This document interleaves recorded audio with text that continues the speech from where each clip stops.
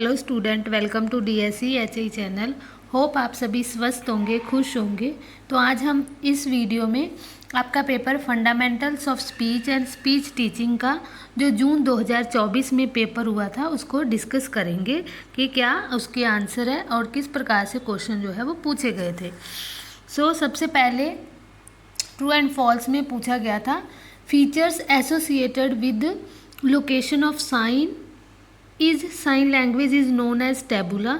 Sign language के जो 5 जो है वो पैरामीटर्स होते हैं, जैसे कि पहले हैंड शेप कि किस प्रकार से वो हैंड शेप बनी होती है, फिर उसके बाद में पाम ओरिएंटेशन किस प्रकार से होती है, फिर हाथ की मूवमेंट जो है वो किस प्रकार की है, लोकेशन जो है साइन की कहाँ की लोकेशन है साइन की, फिर जो है लास्ट आता है फेशियल एक्सप्रेशन कि फेशियल एक्सप्रेशन जो है वो किस प्रकार से है। इसको जो है वो विलियम स्टोक ने क्या किया था, इसको रिटन फॉर्म में करने के लिए ASL को, इंडियन अमेरिकन साइन लैंग्वेज को उन्होंने रिटन फॉर्म में करने के लिए ये जो 3 टर्म दी थी। फर्स्ट इज़ अ टैबुला, जिसको कि उन्होंने लोकेशन एंड इसके साथ उन्होंने लोकेशन ऑफ साइन को क्या माना है, टैबुला। ठीक है, जो लोकेशन ऑफ साइन है इसको टैबुला की फॉर्म दी थी। फिर जो है जो दूसरी टर्म थी डैश, सेकेंड टर्म थी डैश। डैश उन्होंने डोनेट की थी हैंड शेप, जो hand shape and a palm orientation. इनके लिए डैश फॉर्म का प्रयोग किया था। And movement and the facial expression के लिए उन्होंने SIG का जो है वो प्रयोग किया था। तो ये 3 टर्म्स जो है वो आपके लिए इम्पॉर्टेंट है। टैबुला किसके लिए है, लोकेशन ऑफ साइन के लिए, एंड जो हैंड शेप है एंड आ पाम ओरिएंटेशन है वो डैश को डिनोट करती है, और जो फेशियल एक्सप्रेशन एंड मूवमेंट है वो साइन को डोनेट करते हैं। ये जो है साइन लैंग्वेज के पैरामीटर्स ऑफ साइन को उन्होंने रिटन फॉर्म में करने के लिए ये 3 टर्म्स को जो है वो डिफाइन किया था। ये जहाँ बिल्कुल आंसर क्या है, राइट है।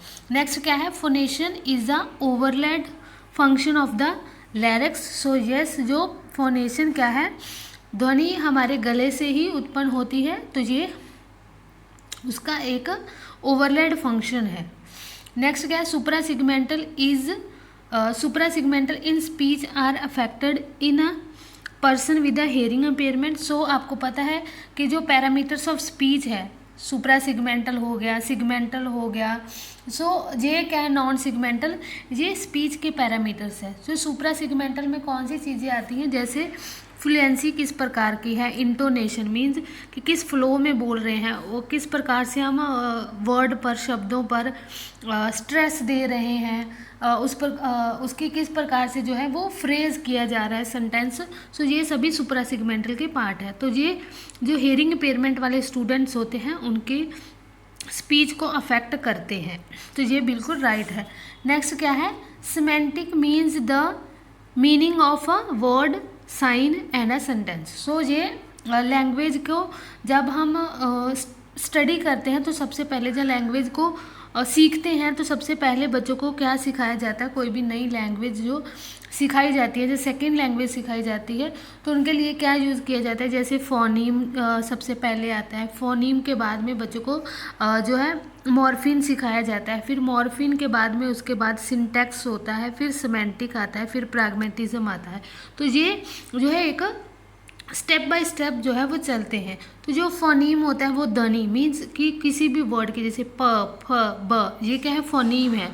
मॉर्फिन जब हम 2 वर्ड्स को, सेलेबल को यूज़ कर देते हैं तो वो मॉर्फिन है, जैसे PA, प, ब, द, तो मीन्स आपने 2 वर्ड को मीनिंग दे दिया। पहले प, फ उनका वो एक साउंड था, बट मॉर्फिन में आपने क्या किया, उसको मीनिंग के साथ दिया। मॉर्फिन क्या है, 2 वर्ड्स को जब हम जॉइंट कर देते हैं मीनिंगफुल बनता है, तो वो मॉर्फिन है। सिंटैक्स क्या होता है, सेंटेंस स्ट्रक्चर, जिसमें हम सब्जेक्ट वर्ब प्लस ऑब्जेक्ट की फॉर्म में जब हम लिखते हैं तो वो सिंटेक्स है। फिर सिमेंटिक जो जहाँ पूछा गया था कि वो सेंटेंस का जब हम मीनिंग निकालते हैं कि पूरा सेंटेंस जो बना हुआ है उसका जब मीनिंग निकालते हैं उसको सिमेंटिक कहते हैं। और प्रैग्मेटिज्म क्या होता है, जब हम सिचुएशन के अकॉर्डिंग जो उसको वाक्यों को बोलते हैं, जब वाक्यों को प्रोड्यूस करते हैं, सो उसको क्या कहते हैं, प्रैग्मेटिज्म कहते हैं। सो ये लैंग्वेज को सीखने के जो है वो पैरामीटर्स आप कहते हो, ठीक है। फोनीम, ठीक है, morpheme, syntax, semantic and pragmatism. So ये भी यहाँ क्या है, हमारा आंसर क्या है, बिल्कुल राइट है। सो नेक्स्ट आपको पूछा गया था कि बाइलेबियल साउंड जो है वो एम है। सो यस, एम क्या है, हमारी बाइलेबियल साउंड है। इसके साथ प जो मीन्स हम लिप्स को जब जोड़कर बोलते हैं प, तो ये भी क्या है, हमारी लाइबेलियल बाइलेबियल जो है वो साउंड है। प हो गया, ब हो गया, तो ये हमारी क्या है, बाइलेबियल, तीनों साउंड जो है वो बाइलेबियल है। सो इसको आप ध्यान में रखोगे। जो मैं आपको एक्सप्लेनेशन भी देती हूँ उसको जहाँ तो आप नोट कर लें, क्योंकि नोट करोगे तो आपको याद रहेगा कि यस। आप उसको वेरीफाई करने के लिए आप अपनी नोटबुक को देखें कि यस क्या क्या चीज़ें हैं, तो आपको जो है आपके एग्ज़ाम में और अच्छे से जो कॉन्सेप्ट क्लैरिटी है वो हो जाएगी। सो नेक्स्ट आपको पूछे गए थे एमसीक्यू मल्टीपल टाइप क्वेश्चन जो आते हैं। सो सबसे पहला क्या था, in the typical developing child first word is develop by. So कौन सी एज में बच्चा जो है वो पहला शब्द जो है वो उच्चारण करता है। सो फर्स्ट ईयर में बच्चे के पास जो है वन वर्ड बोलना जो है वो शुरू कर देता है। नेक्स्ट क्या था, when the two vowels are pronounced together is called the diphthong. Diphthong का मतलब भी होता है टू वॉवल्स को एक साथ प्रोनाउंस करना। सो नेक्स्ट क्या था, sign language using dash mobility. So sign language क्या होती है, हमारी एक विजुअल एंड अ मैनुअल एक मोबिलिटी है जिसको हम देख सकते हैं, मैनुअल तरीके से ये बनाई गई है। सो इसको आपने ऑरल के साथ आप रिलेट नहीं करोगे। सो इसी चैनल पर मैं आपको डेली के क्वेश्चंस जो है वो डालती हूँ, वो आपकी इसी क्वेश्चन से रिलेटेड होते हैं। कभी बार कुछ नए क्वेश्चंस होते हैं जो आपको कॉम्पिटिटिव एग्ज़ाम हो गया कहीं ऐसे पूछे जाते हैं, तो वो क्वेश्चंस भी आप अटैम्प्ट करोगे, उसके साथ एक्सप्लेनेशन भी दी जाती है कि क्यों ये चीज़ें कही गई हैं, क्या रीज़न है, तो आप उसको नोट कर सकते हो। तो आपकी जो वोकेबलरी है, आपकी अंडरस्टैंडिंग है, वो और अच्छे से बन जाएगी। सो नेक्स्ट क्या है, prerequisite for language development are. So जो प्री रिक्वेसाइट लैंग्वेज डेवलपमेंट करने के लिए क्या चीज़ों की पूर्व आवश्यकताएं हैं। सो पहले है कि अटेंशन देना, तभी हम लैंग्वेज डेवलप कर पाएंगे। आपकी भी वर्ड वोकेबलरी जहाँ स्पेशल एजुकेशन के रिलेटेड हो या किसी की भी रिलेटेड, जब हमें कुछ लैंग्वेज डेवलप करनी है, जब नॉलेज लेनी है, तो हमें पहले क्या करना पड़ेगा, उसको ध्यान देना पड़ेगा। फिर टर्न टेकिंग क्या है कि उस चीज़ को बार बार रिपीट करना पड़ेगा, तभी हमारी जो है वो लैंग्वेज डेवलप होएगी। तो ये दोनों चीज़ें ही जो है लैंग्वेज डेवलपमेंट करने के लिए इम्पॉर्टेंट है। नेक्स्ट आपको वन वर्ड के क्वेश्चन पूछे गए थे, पूछे जाते हैं, जो कि सभी आपको करने होते हैं। सबसे पहले है कि what is the critical period for developing the sign language. So sign language आपको पता है कि एक विजुअल फॉर्म है। जैसे आपकी जो है दूसरी लैंग्वेज हम डेवलप बच्चे की होती है नेचुरल तरीके से, कि बच्चा सुनकर जो है वो अपनी ध्वनियों को और अपनी लैंग्वेज बोलना शुरू कर देता है। तो उसी प्रकार से साइन लैंग्वेज, जब बच्चे को किसी चीज़ की आवश्यकता होगी, बच्चा क्या करेगा, अपने साइन को जो है वो साइन के माध्यम से, जेस्चर की मदद से बच्चा क्या करेगा, अपनी चीज़ों को क्या करेगा, एक्सप्रेस करेगा। तो इसीलिए साइन लैंग्वेज भी एक नॉर्मल तरीके से, जैसे बच्चा हेयरिंग बच्चा जो है वो बोलने वाली भाषा सीखता है, उसी प्रकार से जो डेफ बच्चा होता है वो अपने साइन लैंग्वेज जेस्चर, आपने देखा होगा कि जो बच्चे डेफ होते हैं, छोटे होते हैं, वो अपनी लैंग्वेज, अपनी बात को कहने के लिए जेस्चर का प्रयोग करते हैं, हाथों का प्रयोग करते हैं। तो वो क्रिटिकल टाइम पीरियड वही जो वो बोला जाता है कि 0 to 5 साल या बर्थ टू 5 ईयर्स जो होते हैं बच्चे के, किसी भी लैंग्वेज को सीखने के लिए, ये क्या है, क्रिटिकल टाइम पीरियड होता है।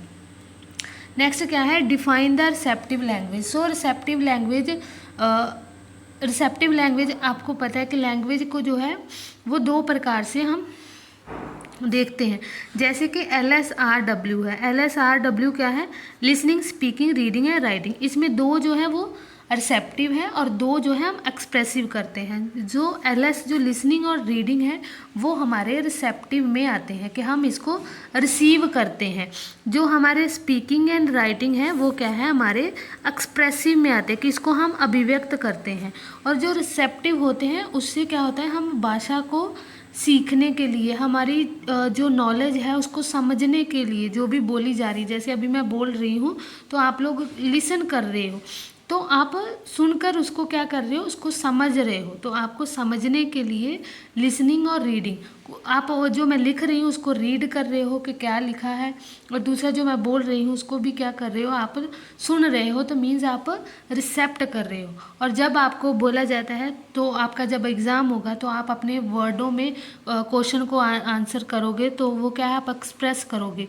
तो दूसरा, अगर कोई क्वेश्चन पूछेगा, वाइवा हो गया, तो आप स्पीक करके, मीन्स आप बोलकर एक्सप्रेस करोगे अपने भावों को, जहाँ अपने जो भी आपके क्वेश्चन का आंसर है, तो वो क्या है? आपकी एक एक्सप्रेसिव है जिसको अभिव्यक्त कहते हैं, और रिसेप्टिव जिसको ग्रहण कहते हैं।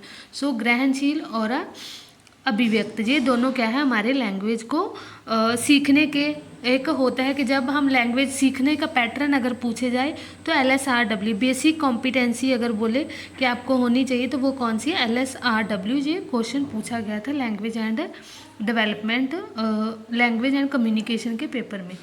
नेक्स्ट आपका क्या है? आपको mention the list of auditory aid for development of a speech. जो हमारे स्पीच को डेवलप करने के लिए ऑडिटरी एड है, जो सुनने के लिए सहायता करते हैं, जिसको असिस्टिव डिवाइस भी बोला जाता है, तो वो आपको पता है हेयरिंग एड है।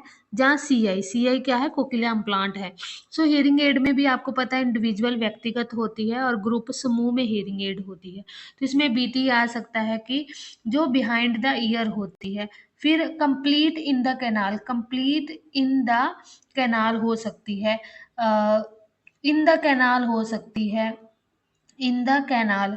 तो इस प्रकार से जो है वो अलग अलग हेयरिंग एड है। फिर पॉकेट हेयरिंग एड भी जो है वो इंडिविजुअल हेयरिंग एड के अंतर्गत आती है। फिर ग्रुप हेयरिंग एड में कौन सी आती है? जैसे FM हो गया, लूप इंडक्शन हो गया, हार्डवेयर हो गया, ठीक है।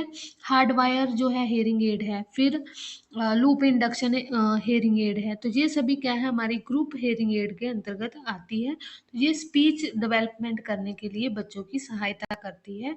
तो आपको इस प्रकार से ये क्वेश्चन में लिस्ट जो है वो मेंशन करनी थी कि कौन से जो है वो ऑडिटरी एड्स है।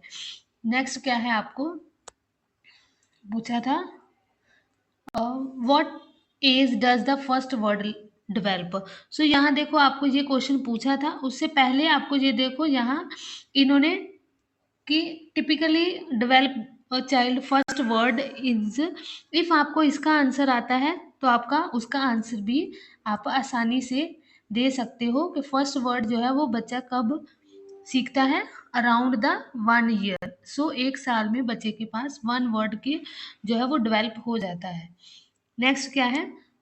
What are the non segmental aspect of speech. So आपको स्पीच के जो पैरामीटर है, जैसे सिगमेंटल हो गया, सुप्रा सिगमेंटल हो गया और नॉन सिगमेंटल, ये आपको अच्छे से इनकी जो आगे आते एस्पेक्ट है उनको याद करके जाना है। सो नॉन सिगमेंटल में कौन सा आता है? क्वालिटी, ठीक है, क्वालिटी आता है। फिर वॉइस, वॉइस किस प्रकार से है? लाउडनेस, लाउडनेस इसको ध्यान में रखना है, और पिच। तो ये हमारे किस में आते हैं? नॉन सिगमेंटल में आते हैं। सो ये आपको अच्छे से याद करके जाना है। और सिगमेंटल में सिर्फ, अगर सिगमेंटल यहाँ होता तो आपको वॉवल्स, सिगमेंटल में ओनली, ठीक है, नॉन सिगमेंटल नहीं, vowels, consonant, consonant and the articulation. So articulation जो है वो किसके अंतर्गत आते हैं? सिगमेंटल के अंतर्गत।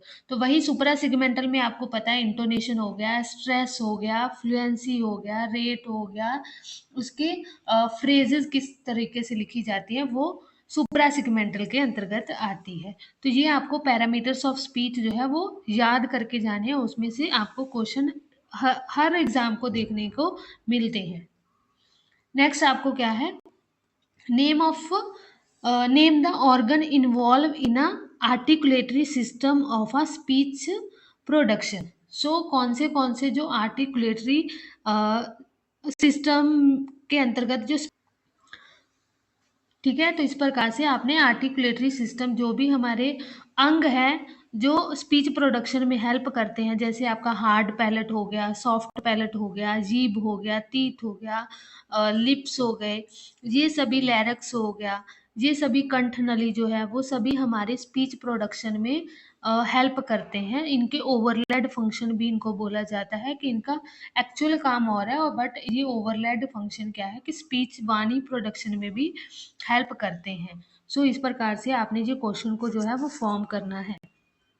नेक्स्ट क्या है, all signs used in sign language across the global are common, state this statement is true और अ फॉल्स। जो आपको पता है कि साइन लैंग्वेज जो है वो सेम नहीं है, ठीक है, यूनिवर्सल नहीं मानी जाती है, क्योंकि सभी के, आप राजस्थान में जाओगे, गुजरात में जाओगे, कहीं भी अदर स्टेट्स में जाते हो तो उन सभी की, पंजाब हो गया, सभी के साइन जो है वो डिफरेंस है, कंट्री वाइज भी एंड रीजनल भी। जैसे आपको पता है कि आपकी इंडियन साइन लैंग्वेज तो है, बट इंडियन साइन लैंग्वेज में भी जब आप रीजनल में जाते हो कहीं स्टेट वाइज, तो उसमें भी डिफरेंस आ जाता है। फिर ASL अमेरिकन साइन लैंग्वेज है, फिर BSL है ब्रिटिश साइन लैंग्वेज है, PSL है पाकिस्तान साइन लैंग्वेज है।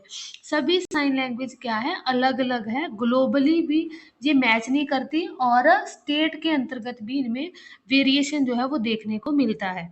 तो इसलिए जहाँ देखो ग्लोबली बोला है कि ग्लोबली आर कॉमन, सो जैसे मैंने आपको बता दिया ब्रिटिश अलग है, अमेरिकन अलग है, पाकिस्तान अलग है, इंडियन साइन लैंग्वेज अलग है, तो इसीलिए ये स्टेटमेंट क्या थी हमारी, फॉल्स थी।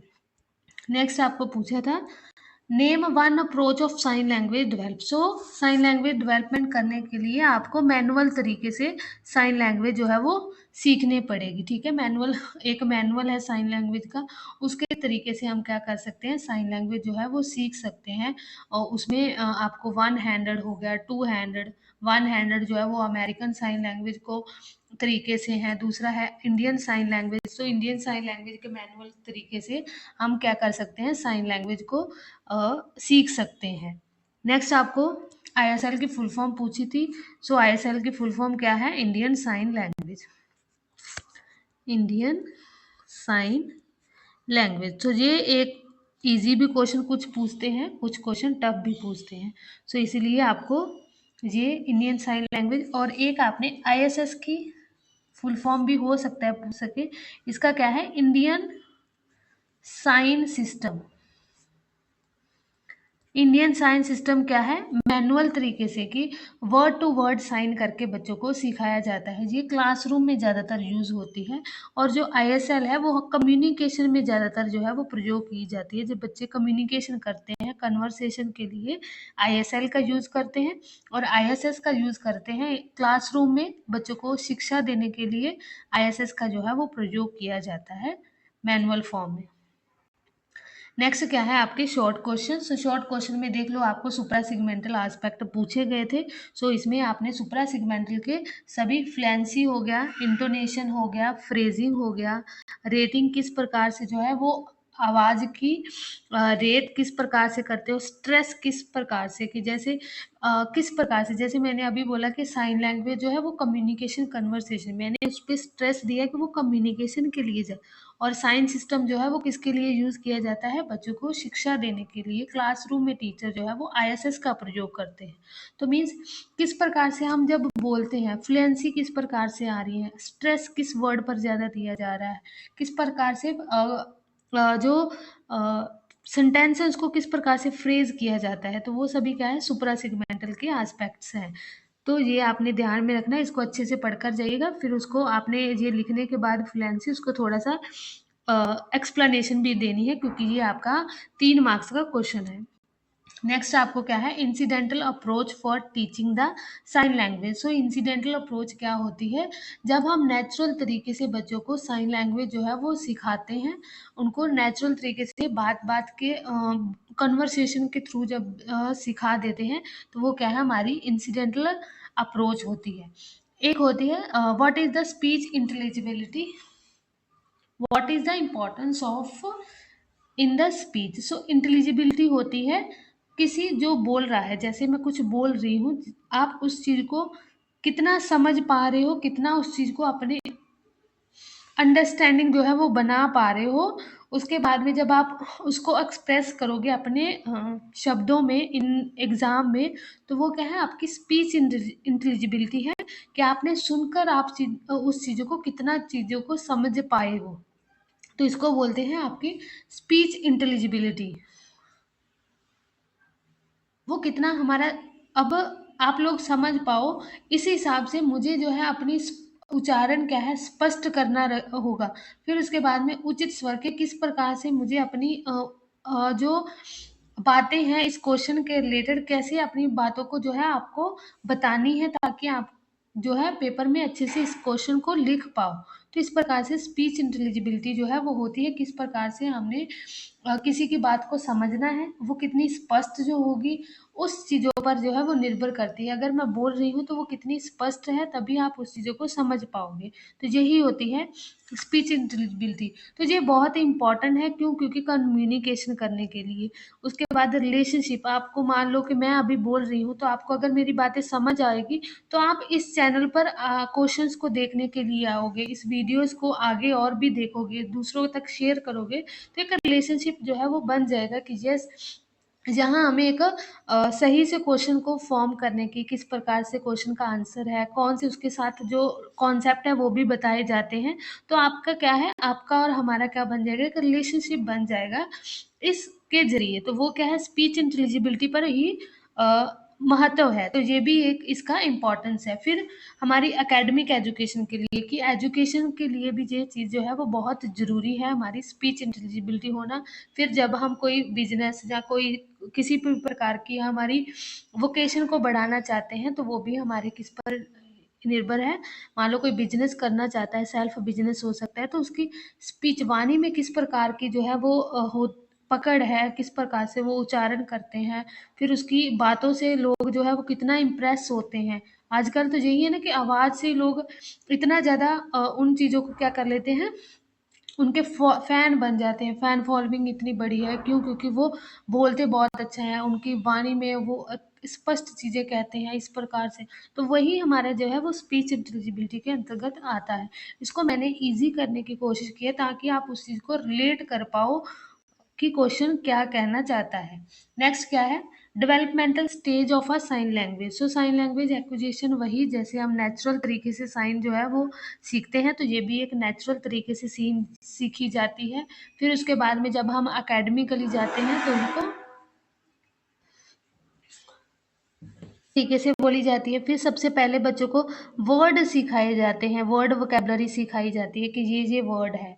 साइन लैंग्वेज जब भी सीखनी है, तो हम बच्चों को जब साइन लैंग्वेज सिखाते हैं, तो पहले वर्ड वोकेबलरी, जैसे फैमिली मेंबर्स के सबसे पहले हमने मम्मा पापा, दादा दादी, चाचा चाची, उनके वर्ड सिखाए, उनको वर्ड की सिखाए। फिर उसके बाद में उनको क्या सिखाए हमने, छोटे सेंटेंसेस, जैसे मम्मा कहाँ है, पापा काम। तो मीन्स हमने वर्ड के साथ छोटे छोटे स्मॉल स्मॉल सेंटेंसेस सिखाए। फिर स्मॉल सेंटेंसेस के साथ हमने कॉम्प्लेक्स सेंटेंसेस, स्टोरी टेलिंग हो गया, नरेशन हो गया। तो ऐसी चीज़ें जो है वो एक स्टेप वाइज है। सबसे पहले हमने बच्चों को, जब भी साइन लैंग्वेज हमें अक्वायर करनी है, तो हम वर्ड कैटेगरीज की मदद से क्या करते हैं, साइन लैंग्वेज को सीखते हैं। नेक्स्ट क्या है, classification of the vowel. So vowels को क्लासिफिकेशन जो है, वॉवल्स एंड कॉन्सोनेंट को आप जरूर ध्यान से रख के जाइएगा, कि मात्रा के आधार पे, जीभ की ऊंचाई के हिसाब से, होठों की बनावट के, राउंड है जहाँ फ्लैट है, किस प्रकार से जो है, जैसे ऊ आ ई, तो कैसे होठों की जो शेप होती है, उस प्रकार से वॉवल्स को जैसे बांटा जाता है, जैसे आ ई ऊ आई, जो यू जो है वो 5 वॉवल्स है, हिंदी में जो है वो 11 स्वर होते हैं, तो उसको किस प्रकार से जो है वो बांटा जाता है, इसकी क्लासिफिकेशन आप ध्यान से याद करके जाइएगा। Next, aid use for development of a speech. So किस प्रकार से जो एड्स है, जो एड हम यूज करते हैं वो इसमें हेल्प, जैसे पूछा गया है आपको, aid use for development of speech. So यही क्वेश्चन आपको सेम यहाँ देखने को मिला था कि जहाँ लिखा था कि mention the list of auditory aid for development of speech. Same उन्होंने 1 मार्क्स में पूछा है, फिर यहाँ इन्होंने ऑडिटरी वहाँ बोला है, यहाँ उन्होंने aid use development of speech. तो वही एड जो हम यूज करते हैं, कौन सी, हेयरिंग एड जो हो गया, सीआई हो गया, फिर सीआई के कोकिलम प्लांट के, फिर हेयरिंग एड को आप इंडिविजुअल और ग्रुप में करके उनको मेंशन करना है अच्छे से कि यस कौन सी जो है वो इंडिविजुअल है, कौन सी जो है वो ग्रुप में है।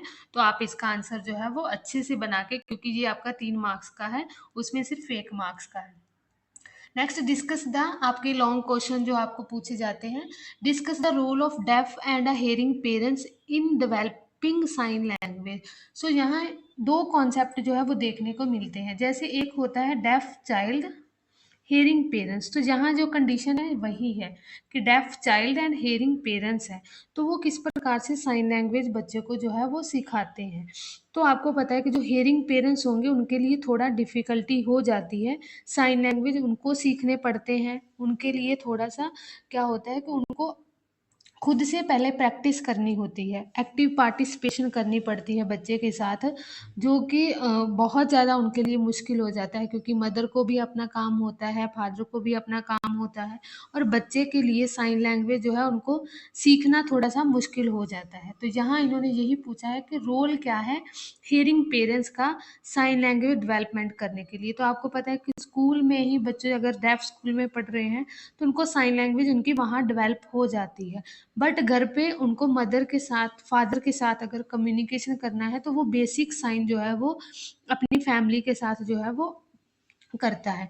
बट अगर उनको एडवांस लेवल के सीखने हैं तो वही उनको सीखना पड़ेगा, बच्चे के साथ एक्टिव पार्टिसिपेशन करनी पड़ेगी, तभी जो है वो बच्चा अपने पेरेंट्स के साथ सही से कम्युनिकेशन जो है वो कर पाएगा, और पेरेंट्स भी जो बच्चे की जो भी बातें हैं उनको समझ पाएंगे। तो ये आपको पूछा था। एक होता है डेफ चाइल्ड, डेफ पेरेंट्स, ठीक है, एक होता है डीसीडीपी, एक होता है deaf child hearing parents, DCDP and DCHP. तो ये आपको दो जो है वो पूछे। अगर deaf child and deaf parents है तो उनके लिए तो कोई मुश्किल नहीं होती साइन लैंग्वेज सिखाने के लिए, क्योंकि बच्चा मदर के साथ, फादर के साथ जो है वो बातें करते करते साइन लैंग्वेज बहुत अच्छी सीख जाता है। बट हेयरिंग पेरेंट्स है तो उनको थोड़ी सी दिक्कत, मुश्किल आती है साइन लैंग्वेज सीखने में, बच्चे के साथ कम्युनिकेशन करने में। नेक्स्ट आपको क्या है, explain the mechanism of a speech production. So speech production के जो है वो 5 जो है वो मैकेनिज्म है। सबसे पहले जैसे कि रेस्पिरेटरी है, फोनेटरी है, रेजोनेटरी ऑफ सिस्टम है, आर्टिकुलेटरी सिस्टम है एंड रेगुलेटरी सिस्टम है। तो ये 5 आप अच्छे से याद करके जाइएगा कि कौन से रेजिनेटरी है, कौन से फोनेटरी है, रेजोनेटरी क्या होता है, ये क्या है आपको पूछे जाएंगे, रेस्पिरेटरी, आर्टिकुलेटरी एंड रेगुलेटरी। तो इसको भी आपने, बड़ा क्वेश्चन 8 मार्क्स का है तो इसको अच्छे से याद करके जाइएगा। नेक्स्ट आपका क्या है, prerequisite for a normal speech and language development. So language development करने के लिए आपको पता है क्या होनी चाहिए, सबसे पहले तो हमारे पास सुनने की क्षमता होनी चाहिए, क्योंकि अगर हम सुन पाएंगे तभी हमारी लैंग्वेज एंड स्पीच जो है वो डेवलप होगी। तो ऑडिटरी स्किल होना बहुत ज़रूरी है। फिर न्यूरोमोटर मैचुरेशन होना, आर्टिकुलेटरी सिस्टम। तो आर्टिकुलेटरी सिस्टम वही जो हमारे आर्टिकुलेटरी सिस्टम है, जैसे जीभ हो गया, होठ हो गया, गला हो गया, तो इनका सही से फंक्शन करना भी बहुत ज़रूरी है। फिर कॉग्निटिव मैचुरेशन हो गया, फिर मीन कम्युनिकेशन हो गया, सेंसरी एबिलिटी मीन्स हमारी हियरिंग क्या है, हमारी सेंसरी एबिलिटी है, तो उसका अच्छे से वर्क करना बहुत ज़रूरी है। एक प्री रिक्वेसाइट पूर्व आवश्यकताएं हैं अगर हमें स्पीच एंड लैंग्वेज डेवलपमेंट करनी है। सो नेक्स्ट आपका क्वेश्चन क्या है, discuss the different method use in teaching speech auditory global multi sensory cued speech and और एवीटी। तो ये मैंने पूरी क्वेश्चन आपके पेपर से पहले मैंने ये वीडियो जो है उस समय बनाई थी जब आपके लास्ट ईयर के एग्ज़ाम होने थे, क्योंकि इसी पेपर के अगर लास्ट ईयर का एग्ज़ाम देखोगे तो वो भी मैंने इसमें सॉल्व करवाया हुआ है। उसमें ये सभी जो बच्चे को स्पीच डेवलपमेंट या लैंग्वेज डेवलपमेंट करने के लिए जो मेथड टेक्निक यूज़ की जाती है, इनको एक ही वीडियो के अंदर मैंने सब चीज़ें जो है वो बताई हुई है। कौन सी स्पीच ऑडिटरी है, ग्लोबली किस प्रकार से बच्चों को सिखाया जाता है, मल्टी सेंसरी क्या होती है, क्यूट स्पीच क्या है, आप उसको देख सकते हो। अगर आपको ये एक्स्ट्रा अगर आपको ज़रूरत होगी कि हमें मैम अलग से जो है वो speech auditory global multi sensory एक बार समझा दो, तो मैं आपको ज़रूर उसकी समझाने की वीडियो बनाकर आपको समझाने की कोशिश करूँगी। बट आप के रिस्पॉन्स के ऊपर कि अगर आपको चाहिए तो आप कमेंट बॉक्स में इसके लिख सकते हो कि यस मैम हमें ये कॉन्सेप्ट जो है वो समझने हैं। वैसे मैंने एवीटी की अलग से भी एक वीडियो बनाई हुई है, उसको समझोगे तो आपको बिल्कुल क्लियर हो जाएगा। फिर ये बाकी सभी तो मैंने एक ही वीडियो में डाली हुई है, उसका लिंक मैं डिस्क्रिप्शन बॉक्स में आपको दे दूंगी।